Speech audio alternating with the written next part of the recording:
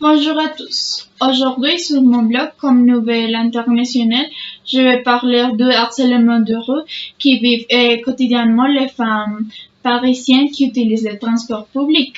Une mesure radicale vient d'être lancée par le gouvernement français.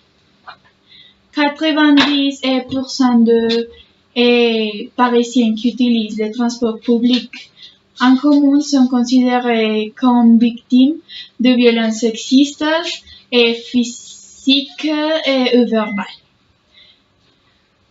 Désormais, les gestes déplacés, les soufflements et les commentaires obscènes dans la rue ne seront pas gratuits en France. La porte-parole du gouvernement français, Benjamin Garbeau, a annoncé mardi que la France allait infliger des amendes de 90 € pour harcèlement sexuel dans l'espace public. La police locale sera chargée d'imposer ces amendes aux délinquants pris en flagrant délit seront également emmenés dans une unité de police. Bien que la Belgique et le Portugal aient essayé sans succès d'appliquer des amendes similaires contre le harcèlement dans la rue, le porte-parole a estimé qu'ils peuvent apprendre de ces tentatives ratées.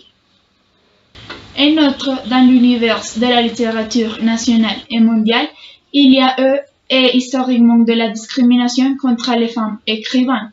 Dans notre contexte, les faits les plus récents qui prouvent, c'est l'annonce que 10 écrivains, tous les hommes, participeront à la délégation colombienne dans un événement littéraire qui aura lieu dans la bibliothèque de l'Arsenal à Paris le 15 novembre, dans le cadre de l'année de saison croisée Colombie-France.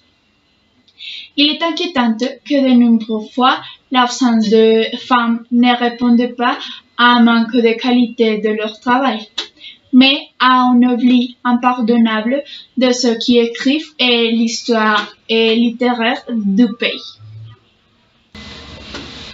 La controverse a grandi, est apparue dans les médias et a soulevé la posture dans le monde de l'édition nationale. Certains commentateurs avaient osé dire dans les médias que le problème était dû au manque de qualité.